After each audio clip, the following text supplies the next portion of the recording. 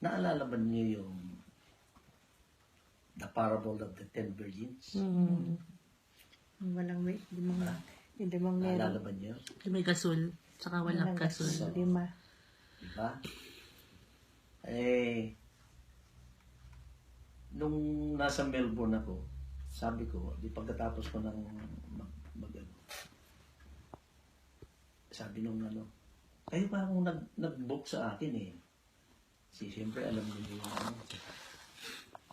Dahil nung nagpunta ako sa airport sa Sydney, ginising ko yung mga anak ko. Yung gigising, ihatid niyo ako sa airport. Alas 3 ng madaling araw. That's too early. Sabi niya. Hindi ka ako kailangan ka ako. Kasi sa totoo lang, many times na akong naiwan ng aeroplano. At siyempre, ang ano noon ay, ang penalty noon, babayaran mo yung ang mahirap doon, ang ano doon, kung ikaw ay naka-check-in na, naka-web check ka na, ibig sabihin, kabilang ka na doon sa pagsakay sa aeroplano. And yan po ang responsibilidad mo. Kailangan, by the time na nandun ka na sa handa ka na, kinakailangan, responsibilidad mo na ikaw ay bumunta ng maaga para hindi ka maaga.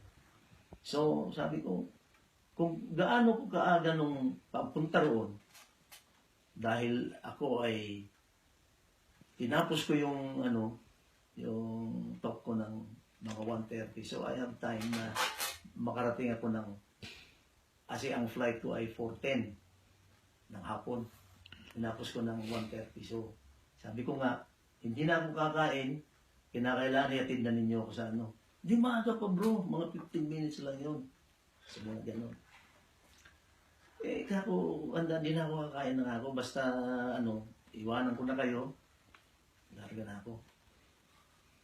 Anyway kako, binigyan ko kayo ng ample time na kung 1.5 hours ang gusto ninyo, so hinunod ko yung hindi na kailangan ka ako, ihatid na ako na, hindi, mga lang yun, madali lang yun. Sabi ko, gaano ba kalayo dito hanggang sa airport? Mga 15 minutes lang yun. So, yung 15 minutes in 1 hour talaga. Hindi mo masabi kung So, ang ko doon, ang point ko doon, inihanda mo, ipinupursi mo, pino-forecast mo kung ano yung mangyayari hindi lang doon sa 15 minutes kasi yung 15 minutes yung wala kang allowance doon. Yung allowance sa 15 minutes na yun, who knows na pagdating ng ay matraffic. Yun ang dapat na so ginawa mo na. So, laging handa. Alam mo ba yung mga kapatid? Ay yung airline na aking sasakyan ay Tiger Airlines. Sabi nung doon sa international yun. Ay, paano magiging international yun? Tawag dito, domestic lang ang flight ko. Nilipat na pala sa domestic. Pero yung boarding gate niya, doon sa pinakadulo. Hinahanap ko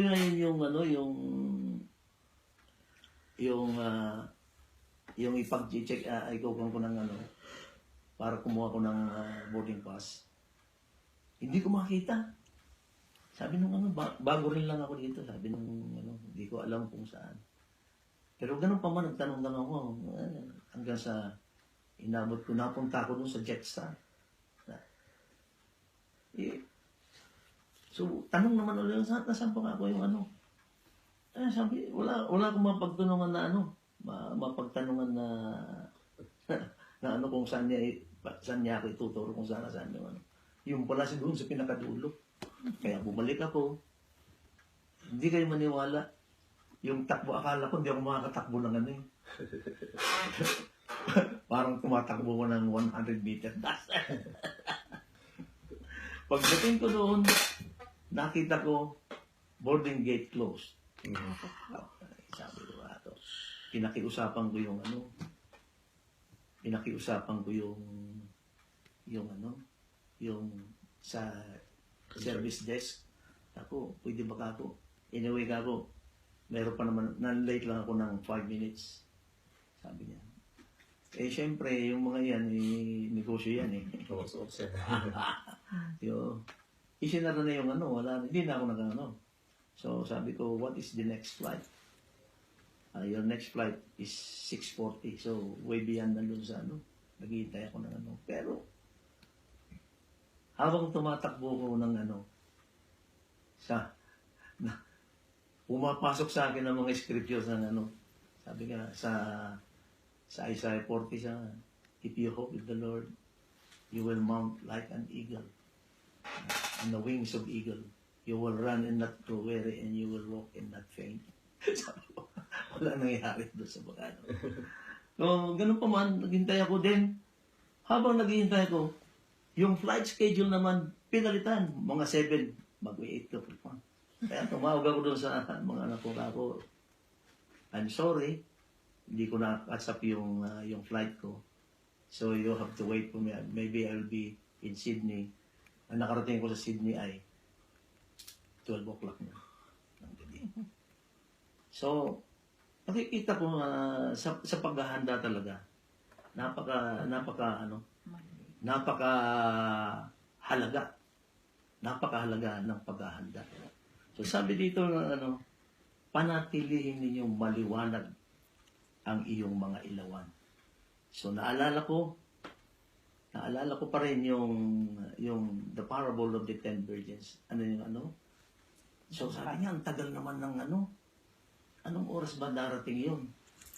Hanggang sa nakailaw nga sila, pero dumating ang mga oras at haba ng oras sa paghihintay, nawalan na ng gas yung 10, may mga nakahanda silang reserba. Pero yung 5, may nakahandang reserba, pero yung 5 ay wala. So, nung dumating na yung bridegroom, sabi nila, kumakatok na, wala nang ilaw yung kanilang So, anong ginawa nila? Pwede ba humingi kami ng yung extra na? Ay, hindi. Kasi ito ay nakareserba sa pagdating ng Ngayon, kung wala kayo, mayroon pang mabibilang kayo. So, kung kayo ay bibili doon, pagbalik ninyo, sarado ng pinto. Kumatok man kayo ng kumatok, hindi na kayo magbubuksan. So, ganun din po ang ginagawa ko. Nakikiusap ako, napapasukin ako, hindi na dumating yung magkakataon. Another example, si Noah. Nung si Noah ay inutusan ng Panginoon na gumawa ng barko. Diba? Malaki. Hindi kayo maniwala, ayon sa Biblia, ginawa ni Noah for 120 years. At yun ang paggawa niya ay nandun sa tuktok ng bundok. Habang ginagawa niya yun, sinukan siya. Pinagtatawanan siya ng tao. Talagang loko-loko talaga itong si Noah. Nasa intercessory ako. Tawagin kita mamaya. Tingnan mo itong si Noah. Nagpapagawa pa ng doon pa sa tuktok ng bundok, pinagtatawanan siya. Walang barkos. So, nung matapos na niya, sabi niya ng Panginoon, pinaghanda na niya yung lahat ng mga papapasukin niya. Tigala-tigalawa. So, tumusunod siya sa instruction. Di ba? Kaya napakahalaga ng pakikinig ng mga instruction. So, habang pinapapasok niya yung at nakumpleto na, umulan na ng todo. Di ba? Umulan na ng todo hanggang sa yung mga tao ay nilampasan na yung at kumakatok na kay Noah dahil isinara na ni Noah yung pintuan. So, ano ba ang moral lesson natin dito? Diba? Anong moral lesson? Tumulad kayo sa aliping naghihintay sa pag-uwi ng kanilang Panginoon buhat sa kasalan. Lahat po tayo ay maghihintay. Lahat po tayo ay pinagbibigyan ng Panginoon ng pagkakataon. So this is a very great opportunity. Huwag apurado. So ano po ba Maghintay lang. ang nakita natin dito? Ang pagiging faithful natin sa Lord. Faithfulness. Number 2 is commitment. Number 3 is Consistent. consistency.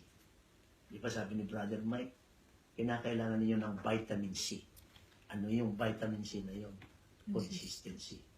Kasi kahit na po tayo ay ito po ang ito po ay talagang hinahanda tayo ng Panginoon lalo na ngayon darating ang anniversary. So, nagiging faithful ba tayo sa Panginoon? Nagiging committed ba tayo sa Panginoon? O committed na rin ang isipan natin? Committed na yung pag-iisip natin.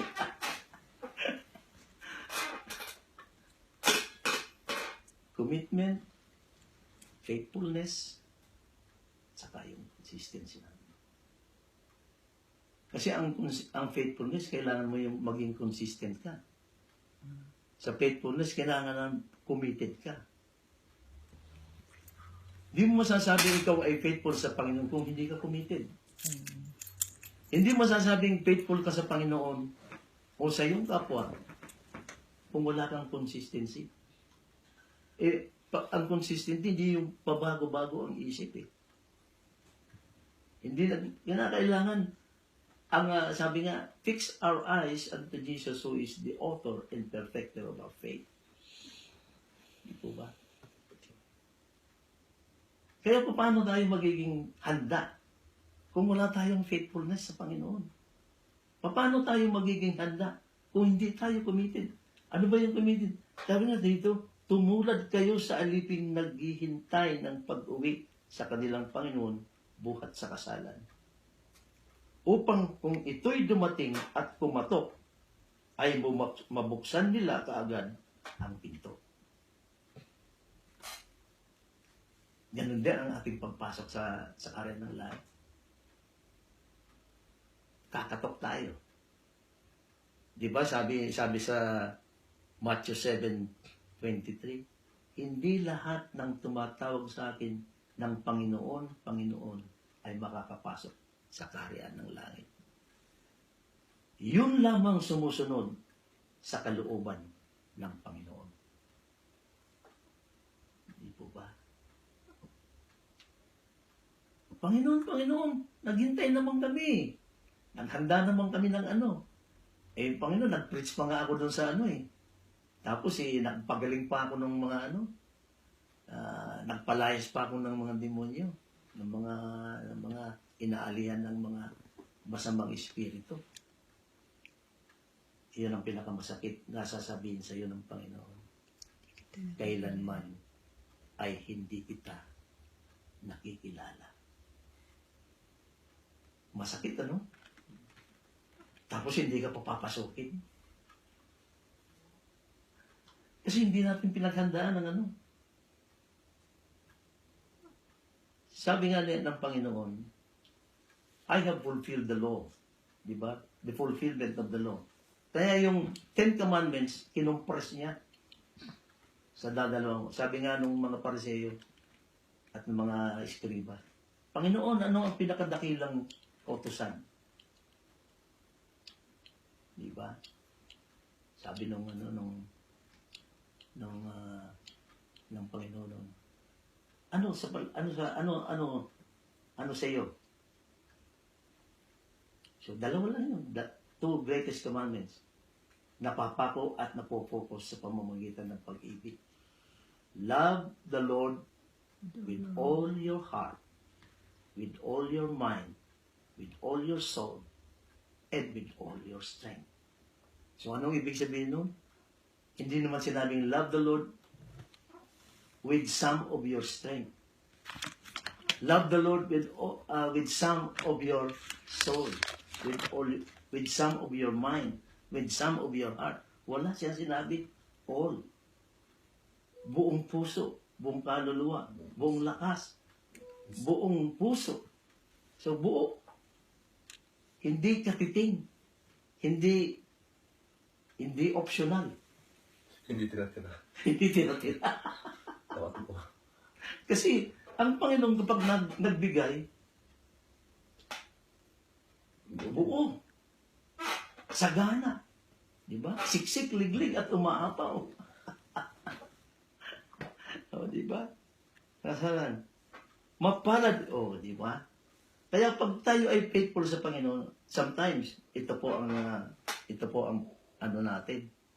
Hindi tayo faithful, pero ang Panginoon, nananatiling faithful eh.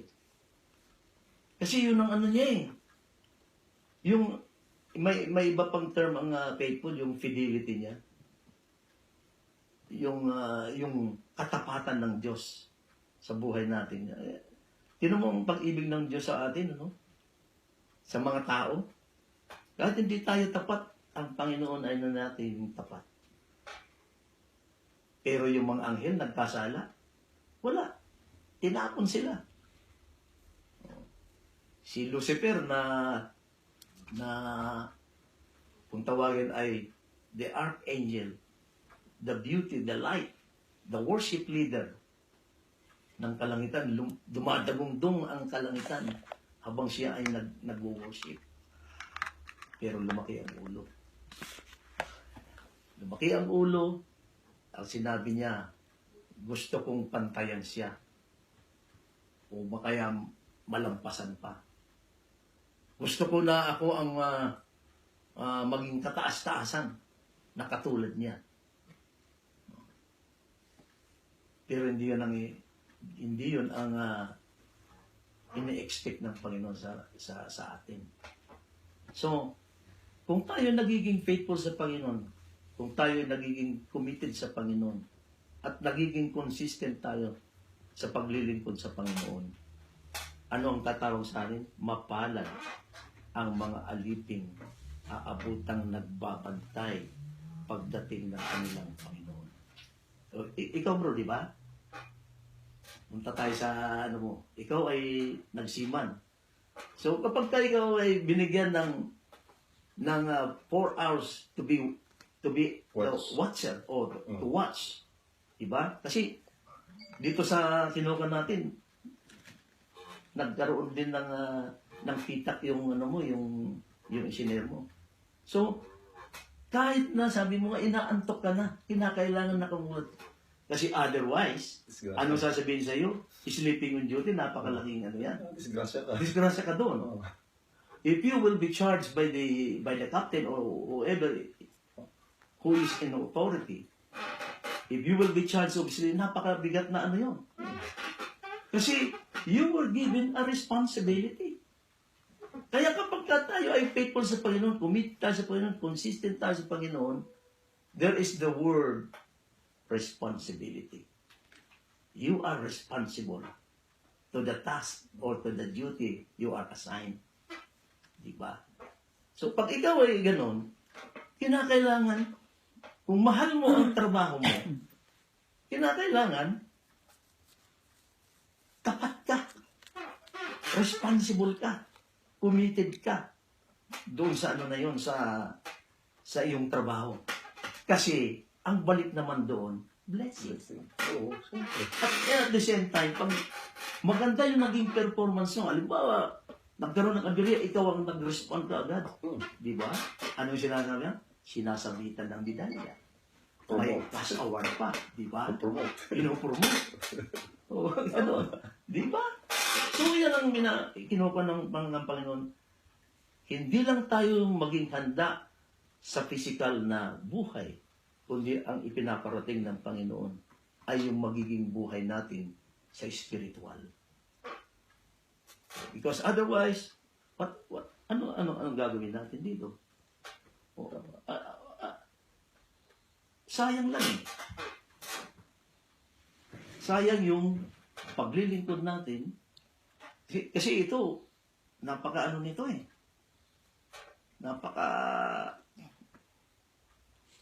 ano bang the right term nito?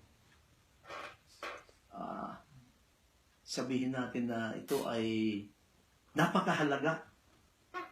Kasi, alam mo naman, tayo ay mahalaga talaga sa Panginoon. Sabi nga niya ng Panginoon, I don't want that I lose any one of you. Di ba? Sinabi niya ng Panginoon niya. Kaya, ang sino man lumalapit sa akin, yun, kaya tayo ay nagkakaroon ng covenant. Kaya ang Panginoon nung nakipag-covenant sa Israel, bagamat ang mga Israel ay naging matigas ang ulo, pero pabor sa atin yun. Yung pagiging matigas ng ulo nila, naging pabor sa atin. Why? Otherwise, if the Israelites were able to be have been faithful to the Lord, hindi tayo kasama sa pagliligtas. We are not included sa pagliligtas ng Panginoon. But because of their stiff neck or dahil sa kanilang katigasan ng ulo, na ibalik sa atin. Kaya tayo ay sinukpong. At kinakailangan din natin, the Lord expect us to be faithful. Expect us to commit ourselves to Him and to be consistent. Because otherwise, we are just wasting our time. Wasted lang. And the first and foremost, ang Panginoon ang laging top priority. Anything else other than that, the Lord is always on top.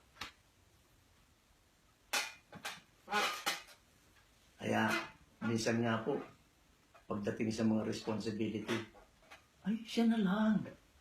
Huwag na ako, kasi hindi ko naman Pag ikaw ay nakipag-covenant sa Panginoon, no matter what, gaano man kahirap, no matter how difficult, no matter how tough it is, we are bound. Kaya nga ako, ayaw ko nang maglingkod kasi may mga limitation, wala akong freedom eh. Iyon pa, isa pa. Wala akong kalaya na kung gusto kong uminom, walang problema yan eh. Di ba nakipag-siki-siki ko sa inyo? The Lord will always give us everything. Sabi ko sa mga pag iniimbita ko, ay, diyan sa El Shaddai, wala ka na yung mga mo, hindi pwedeng pumunta ng RSL, hindi ka na pwedeng pumunta ng casino, hindi ka na pwedeng makipag inom-inuman. Sabi ko sa kanya kako, don't get me wrong. Sa gawain ni El Shaddai, open ka pa rin. You can do whatever you want. But hindi lang po sobra. But once the Holy Spirit, ikaw ay nakipag-covenant sa Panginoon, makikita mo kung anong klase, ano ang katatayuan mo sa harap ng Panginoon. Ibig sabihin, inihahanda ka na ng Diyos para sa mas malaki. Kasi, how can we be given a much given role kung yung maliliit na bagay ay hindi natin magampanan eh. Sabi nga ng Panginoon, if much is given, much is required. Di ba? Kapag ikaw ay na-promote, di ba? Di ba maraming mas malaking responsibilidad? And they will require you of many things, di ba? Ay ngayon, kung tayo ay mananatili sa ganito, wala. Kaya hanggang yun lang. Kasi yun lang kaya natin eh. Di ba? There is no such thing then somebody, ay, narinig ko na yung preaching na yun eh. Yeah, okay. Narinig ko na yan, okay. Pero ito ang sasabihin nyo. Nasunod mo ba?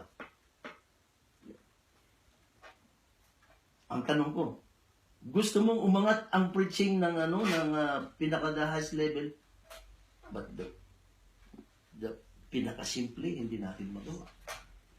Paano ka iangat? Naalala ko tuloy si Brother Rod, nasirang Rod Velarde. Number 1 lang tayo. Pag nasunod na niyo yung number 1, papasok tayo sa number 2. Parang ikaw nag-aaral yan. Kung hindi mo maipasa ang grade 1, how can you go grade 2? Kaya manatili tayo sa ano. Kaya ang Panginoon lagi tayong pinaghahanda. Pinaghahanda tayo ng Panginoon sapagkat ayaw ng Panginoon na manatili tayong ganito.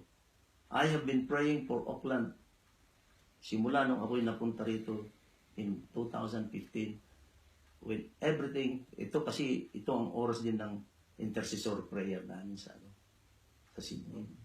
And I always accommodate. I always say my prayer even at home na hindi ko nakakalimutan ang Auckland chapter. Lagi kong sinasama sa panalangin. Pero talagang darating ang mga pagsubok. Alam mo kasi, mga kapatid, hindi mawawala yung pagsubok. Kaya yung panalangin na, Lord, alisin mo naman ang problemang ito. Sa hirap na ako. Pero sabi niya, bakit ka nahihirapan? Kasi there is something na may nakikita ang Diyos.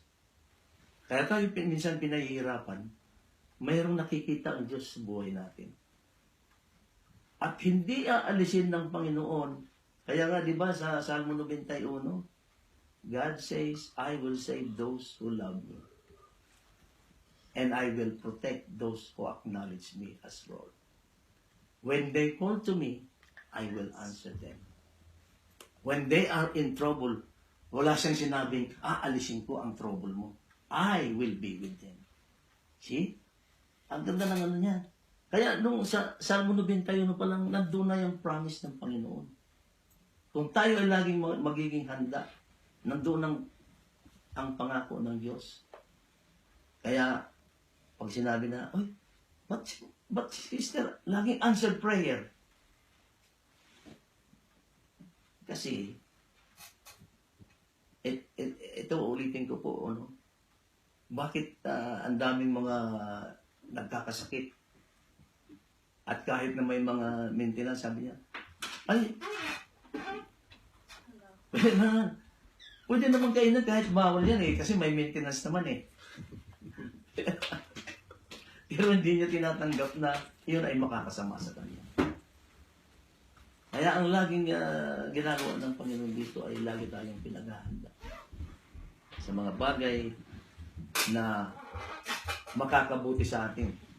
Kaya yung mga pagsubok, hindi naman pinahintulutan ng Panginoon yan para ihanda tayo sa mas magandang katatayuan natin sa buhay sa paglilingkod sa Diyos. Kasi otherwise, we are just all wasting our time. Kahit na po sinong, sabi nga, meron akong even though Christ will come again and preach the same preaching that He had, if we will not change, it's nothing. If we will not be transformed, it's nothing. It's just a waste of time. Kaya tayo pinaghahanda ng Panginoon. Laging handa ang ginagawa ng Diyos sa buhay natin. Kaya minsan, kahit sa pagtulog, pag nakakaramdam ako ng, minsan nalulungkot ako, minsan yung bang may nararamdaman ako sa katawan,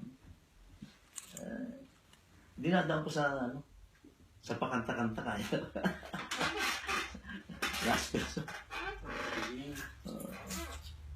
Kaya, mapalad silang maharatnan silang handa pagdating ng Panginoon maging sa hating gabi o sa madaling araw man. Sinasabi ko sa inyo, kung alam lamang na may-ari ng bahay kung anong oras ang darating ang magnanakaw, hindi niya pababayaang makapasok ito. Kayo man ay dapat na humanda sapagkat darating ang anak ng tao sa oras na hindi niyo nalalaman.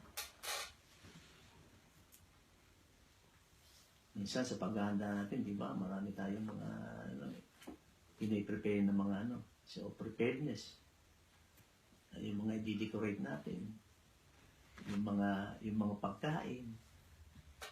inihahanda na yan. Kung sino nakano na yun, nakatoka na sila. Katuloy sinabi pa. Nakabili na sa kabila. Oo. Kaya, ano mo nung sinabi dito? Mga aliping laging handa. So, bago ko isara ang reflection natin dito. Sabi ng Panginoon, John chapter 15 is, papasahin ko po, from verse 12 to the following. My command is that I love each other as I have loved you. Greater love has no one than this, that he lay down his life for his friends. You are my friends if you do what I command. I no longer call you servants, because a servant does not know his master's business. So ngayon, hindi na alipin ng tawag sa atin, kundi tayo ay kaibigan ng Panginoon. Diba? Kaibigan. Pero, kung tayo sumusunod sa kanyang kalooban, sa kanyang ipinag-uutos. So, responsibility gives us to be ready when Jesus comes in His glory. Amen?